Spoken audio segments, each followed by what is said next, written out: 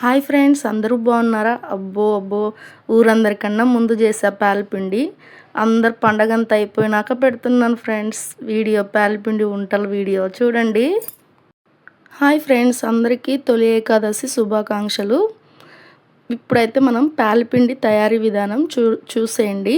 నేను చేసిన పద్ధతిలో చేస్తే చాలా మంచిగా ఎక్సలెంట్గా వస్తాయి పాలపిండి.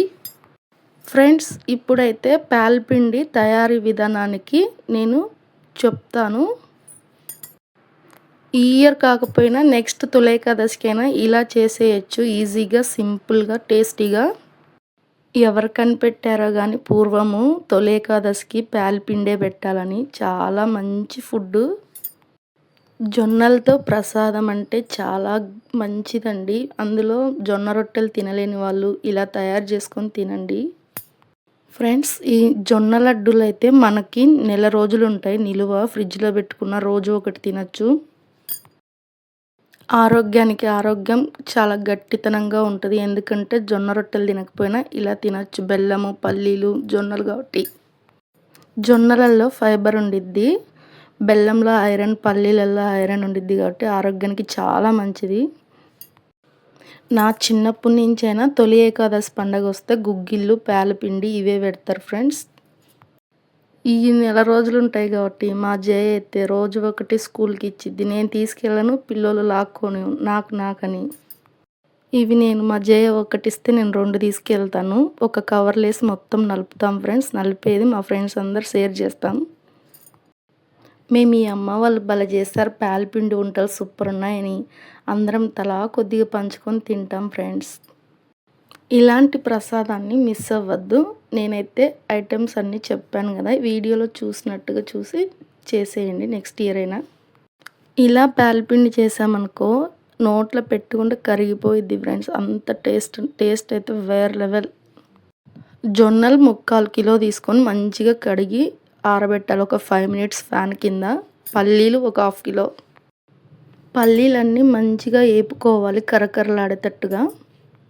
పల్లీలన్నీ వేగిన తర్వాత ఫ్యాన్ కింద ఒక 5 నిమిషాలు జొన్నలు కడిగి ఆరబెట్టాం కదా, అవన్నీ వేపాలి పేలాలు అయ్యేటట్టుగా. పల్లీలు అయితే వేగాయి కదా, ఒక ప్లేట్లోకి తీసుకొని ముందు కడాయి మొత్తం బాగా వేడెక్కినాక జొన్నలు వేసి మూత పెట్టాలి. ఇప్పుడు పల్లీలు పాప్కార్న్ లాగా పేలుతాయి. అవన్నీ తీసుకొని ఒక ప్లేట్లో వేసేసి పల్లీలు, పాప్కార్న్ మొత్తం కలిపి మిక్సీ పట్టుకోవాలి మొత్తము మెత్తగా అయ్యేదాకా. ఇప్పుడు బెల్లం అంతా కేజీ బెల్లం తీసుకోవాలి. 3/4 కేజీకి జొన్నలకి బెల్లం తుడుము పట్టుకొని 3 కలిపేసి మిక్సీ పట్టుకోవాలి.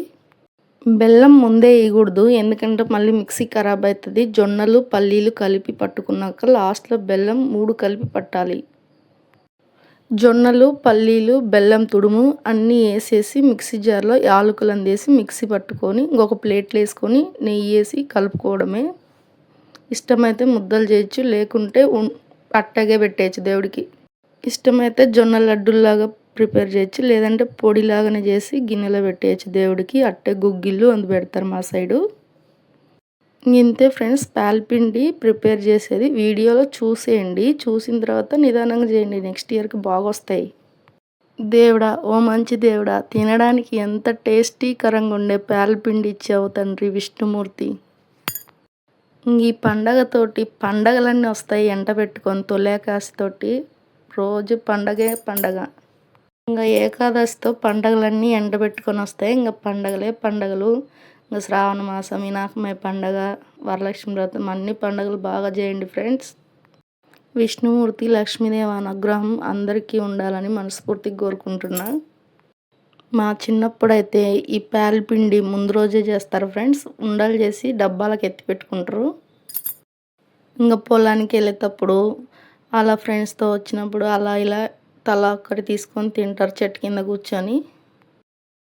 ఇంకా పండగ అయిపోయిన మరుసటి రోజు ఇంకా చెట్ల కింద కూర్చొని మధ్యాహ్నం టైంలో మీ పాలపిండి బాగుంది, మీ పాలపిండి బాగుంది అనుకుంటారు పల్లెటూళ్ళలో.